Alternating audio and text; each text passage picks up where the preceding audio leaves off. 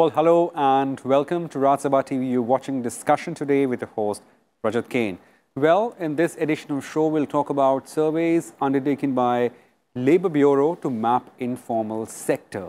Well, the objective of these surveys include to estimate the proportion of domestic workers in workforce by major states, the number of migrant workers in India, and also to collect information on their living conditions and, of course, the other socio-economic conditions. It will also cover information on employment generated by professionals, employment generated in transport sector, and also an all India quarterly establishment-based employment survey that will measure change in employment situation over successive quarters across sectors of Indian economy.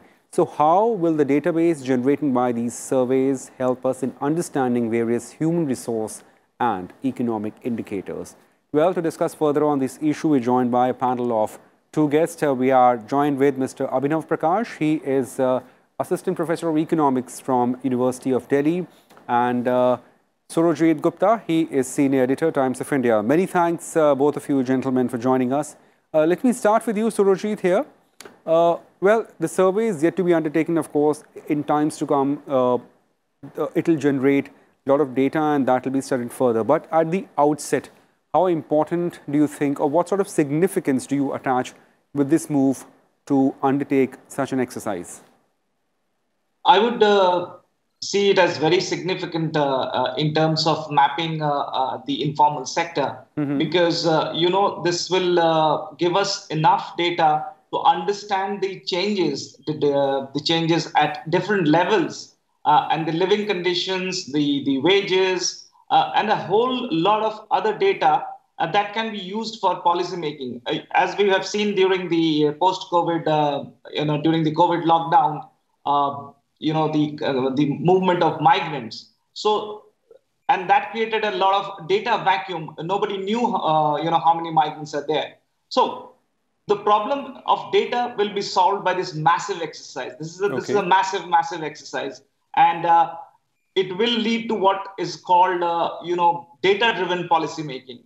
So once you know what are the conditions, then you can target your policies, government policies accordingly. And for example, transfer. There was this huge demand for, money. There should be cash transfer to the vulnerable sections, the migrants. But lack of a database, how do you do that? How do you transfer that amount of cash? That was a huge challenge. So these kind of numbers, when you have that database, then you know who's where, and then you can accordingly, and it involves states as well. So, if a migrant worker moves from one state to another, so you have that database. So you can do those transfers easily if at all need arises and there are policies. So I guess these are very significant surveys, and this will throw up a huge amount of data in the days to come. Surojit, before I broad base this discussion, let me just ask one important question. Is it for the first time that data of such a scale is being conducted on this sector? Yeah, I mean, in the sense that, you have 5 surveys, for example, the survey on professionals. So we will get to know the number of professional lawyers, chartered accountants, and the employment they generate, whether the establishment they have, so they have people who are working for them, so that will give us a picture of that. The transport sector, for example. So you have the truckers. Then you have new ways like the mobility has thrown up transport sectors, like, you have Ubers and Ola drivers. Absolutely. So it will help in mapping that. So I would say this is a very, very large sample that we are talking about, and it's absolutely significant. Thanks, Surojit, for your opening remarks. Let me go to Abhinav here. Abhinav, mixing both economics and semantics here, has the unorganized or the informal sector, so to say, has remained so far informal because of lack of data? Just, before we begin the show, can we just, have a broad-based idea about this sector and why there hasn't been any data on this? Yes. So basically, when we're talking about the informal sector, We are talking about a sector which is not registered or which is not incorporated. Okay. And employment in informal sector basically comprises all the jobs in the unregistered or the small scale private unincorporated enterprises which are producing goods and services for the market but are not reflected in any data. And the term enterprise here is used in a very broad-based sense. So it's not just the unit which employ hired labor, but it might be a self-owned enterprise in which your unpaid family members are working. So the critical challenge of this sector is the data, as Surjit ji was talking about, that it's very difficult to capture it. So we have different surveys like NSSO, we have periodic labor survey, labor force survey, we have enterprise survey, but we never had a very consolidated set of data. Okay. See, the problem in India is that we have too many departments, too many ministries collecting too many types of data, but those data are not usable because the coding they do, the way they are collected, you can't you can't basically make them, you can't merge them and come and see the larger picture out there. So most of those data which have been collected over the decades are simply pretty useless and they can't be used for the policy purpose. And in the case of informal sector as well, that is the main problem. So like we hardly have any data on the domestic workers, which is a huge number of people working as domestic in the households. We don't have much data on the gig workers in this country. And given the technological disruptions to the economy, which is happening over the past couple of years, the old type of formal jobs are anyways disappearing. So in India, in any ways, the formal jobs were hardly 8 to 9% of the population. Okay. And within those formal jobs, more than 70% were anyways earning less than 10,000 rupee, and 70% did not have any kind of contract or any kind of job security. So even within the formal sector, you have informalization of the work. So those people are also engaged in the informal kind of work, which we fail to reflect. So we need to have this data with us, the gig workers, the new kind of jobs which are emerging like Ola, Uber. People are earning from YouTube. They're employing people under them, but we don't have any data about it. So I think this data, this exercise, these 5 surveys, migrant workers, domestic labor, in the transportation, and in the, enterprise establishment and domestic workers. So these surveys are going to give you a consolidated set of data, which is expected to feed into the new employment policy and also in the new labor code and the social security code. So we have been making policy for so long without any proper data. I think it will change after we have completed this survey. That's very important, Abhinav, and extremely important to highlight that the percentage of those involved in the formal employment activity happens to be fairly less, just 10%, as you say. Now, here, Surajit, we have seen many a times whenever there has been any economic distress, or for that matter, a pandemic scale that we saw last year, one sector that bears the brunt is the informal sector. Needless to say, there was a migrant issue which was handled by the government. But prior to that, there were some problems faced with the migrants. Now, here, having access to data about where these laborers, or to say migrant workers or domestic workers, the ones with informal sectors are employed, will that help, especially in the times of pandemic, to say of course, none of us would want to see such a pandemic, but theoretically speaking, will this data help in a situation of emergency? Yes, definitely, because as I was saying earlier, it will help you have a clear sense of where your workforce is, where your migrant labor is, what is the percentage, what are the living conditions. And as Abhinav was talking about it, we have had that. It's not that we didn't have these surveys earlier, the NSSO and other periodic labor force survey, but those come with a lag. There's a time lag. So here we are talking about a comprehensive database where you have a clear picture of how the informal sector is developing at a time when there is disruption from technology, new ways of earning a livelihood are coming up. As Avinav pointed out about the gig workers, it's a new category. Nobody, the mapping of gig workers will enable, policy making and feed it into the labor code that Prakash was saying. So I guess it's the availability of a comprehensive database definitely helps during pandemic. For example, we saw that the government transferred in the Jan Dhan accounts money in the Jan Dhan accounts, and it was a smooth exercise. The click of a button, the money was gone in the bank accounts. So you will have a database where you can do those things, where you can reach those relief and welfare measures that you want to in case there is a pandemic or a crisis situation. So I guess, and also tailor your policies accordingly. You cannot work in a vacuum and on data which is 5 years old or 10 years old. So I guess this is a very, very important exercise. Right. Well, thanks, Sarojit. Abhinav, here, this sector, even though it's we call it informal or unorganized, it's fairly dynamic as well. There is a vast difference in terms of the quadrant of services or profession that one side does to the other in the whole sector. Now, what safeguards are required, and of course, this data would provide them in terms of having at least some sort of a livelihood quotient being resolved? Yes, see, the informal sector constitutes the majority portion of India's economy. Absolutely. And as I said earlier, that even within the formal sector, there's a large-scale informalization of the employment. So the main problem faced here is the lack of social security. I mean, these people do not have any job security. They do not have any written contract. They're not covered under any social security scheme of the government. And just because we don't have data, so we can't even transfer them the funds under different schemes.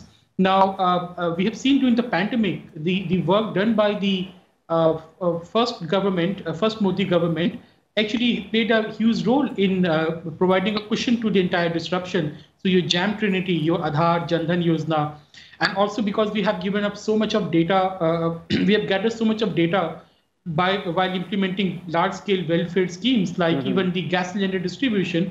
Those data were leveraged to provide and identify people and provide them with some relief. But the problem here is that there was not a consolidated set of data. So during the migrant crisis, which happened during the lockdown, it was considered by the government to provide them with the direct income transfer or the direct cash transfer. But the problem which came up, there is no data. So this suppose if we have a continuous generation of data, and we can do that now, perhaps we could not do that 10 years before or 20 years earlier. Using the big data, using the big tech, we can actually track our migrant laborers, at least migrant laborers, on a continuous basis. So every city can have those local capacity to track people, so that we are always we can always see that on a map, and we can provide them with the relief, with the social security, with the welfare anytime. So like one ration, one card, basically, which builds upon this data collection. So earlier, if you were a migrant, you lost your entitlement under the ration scheme. Now you can go anywhere in the country and you can claim your ration quotas. So this is a thing we are looking at. Also, the other point is it will also help in better tax collection, because everyone working in informal sector it is not your construction worker, is not your let's say the small scale working in the small scale enterprise. They constitute the large number. But as I told you, there are lots of people who are professionals. There are lots of people like in the YouTube, in the new digital media, they are creating content and they're earning good amount of money, and they're employing people under them. So they will also come under your tax collection net. So I think it will be a win-win situation, both from the perspective of the welfare of the labor and also from the perspective of the government, which can now make better policies and exercise better control over economic activities. Well, absolutely. This data, or of course, like access to such a data would definitely help us in mining better policies for the informal sector.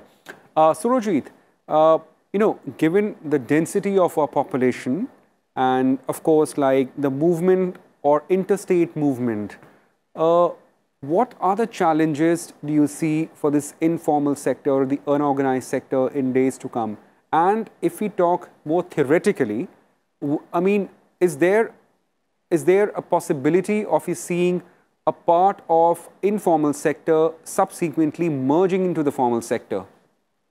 That's more theoretical. Well, that's a process which is, it's a long drawn process. I mean, because the informality, like Professor has been talking about, has fed into the formal sector as well.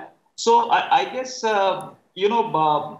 interstate movement does happen, and it's happening across the country.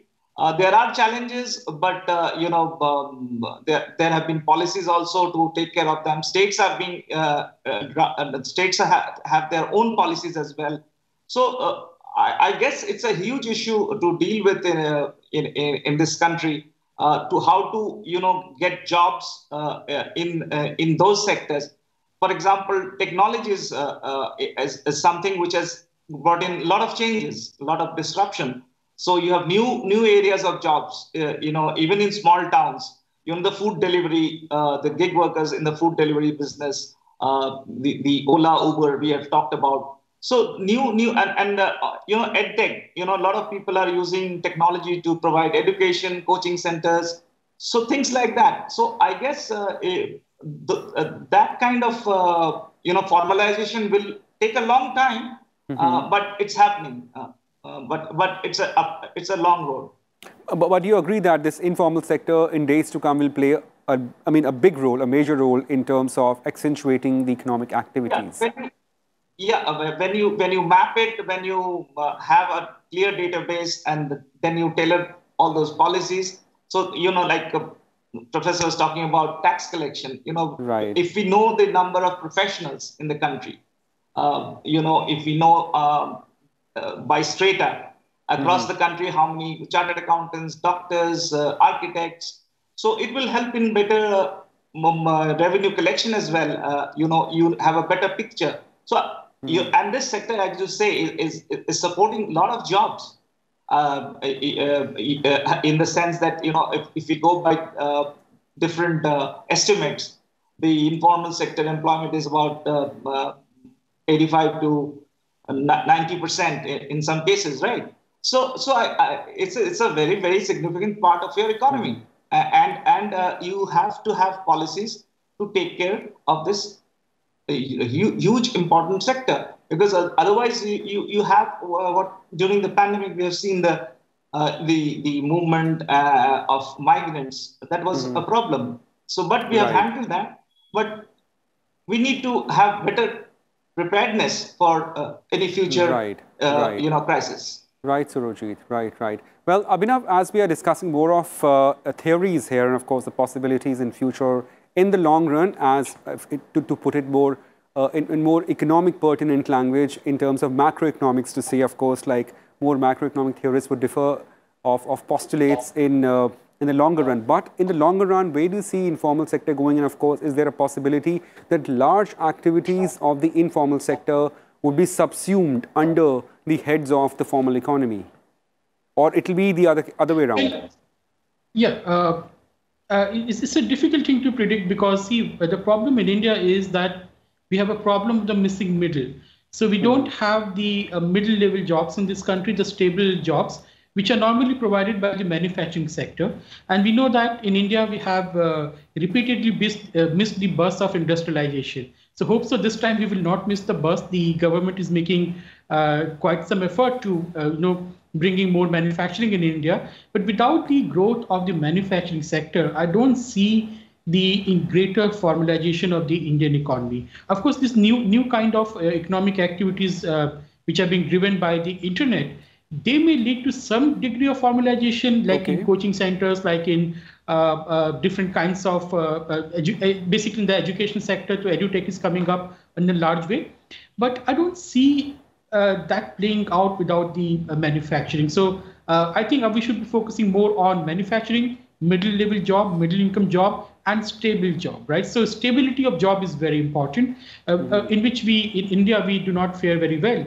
So like in India, The salaried jobs are around 8%. In China, this is 53%. In South Africa, that is more than 80%. In Brazil, also is 6 to 7%. So without that, we don't see. I don't see this problem really making moving towards a solution.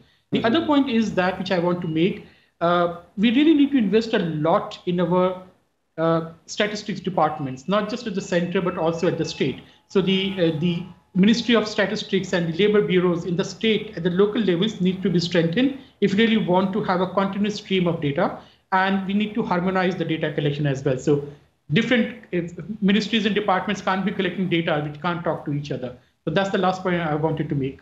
You just mentioned that in terms of the salaried classes, there is, I mean, the percentage of salaried class in India happens to be on the lower side if we compare to some other developed countries, as you just mentioned. So does government need to work on the ecosystem as well? So not just the push towards manufacturing, but a larger ecosystem on the economics? Yes, so see, the condition is really not good because we have only 8% people who are in the salaried jobs, out of which 72% earn below 10,000, and 15% are the one who have some regular kind of contract, and others don't have it. So the government definitely can play a certain role there in order to formalize at least these sectors, because as I talked about, there's a growing informalization of the formal sector itself. So the industries and even the government sector is doing it. So you see in many state governments, they're no longer filling the vacancies, but they're trying to fill that with the contractual jobs. So that is something which the government can do, and we can set these things right by making appropriate laws, appropriate framework, appropriate code of conduct, and how you deal with the, let's say, the new kind of workforce which is entering even the government sector in the forms of the temporary or the contractual worker. So I think there's a lot of room to do certain good there. Right. Many thanks, Abhinav. Surojit, just last word to you as we're just discussing about the larger framework and, of course, with that, the ecosystem for economic activities and the industrial activities. And, of course, now armed with data for the informal sector, where do you see that ecosystem getting better? Definitely it will get better, but as more people come out of agriculture, you need to broad base your manufacturing sector, and as we have seen that there have been policies. We have you would have known about this PLI scheme where India is trying to give production incentives to companies to set up manufacturing bases in India. And that can lead to a lot of new jobs in sectors like electronics, smartphone, manufacturing, textiles. So I guess it will have to be a mix of policies of how you absorb the labor which is coming out of agriculture into manufacturing and into new sectors as well. So I guess a lot of measures are being taken to provide an ecosystem that takes care of that. But yes, it has to be done as more data comes in, data-driven policies are tailored. So I guess that will be the way forward. But yes, there is a lot of work to be done. Right. We leave it there. Surojit Gupta, many thanks, Abhinav Prakash, for joining us and, of course, discussing threadbare as to the benefits of this mammoth exercise undertaken by the Labour Ministry and, of course, what lies ahead with such a minefield of data for our economy and how it will get this better. Well, and many thanks to our viewers for watching this edition of Discussion today. Thank you and goodbye.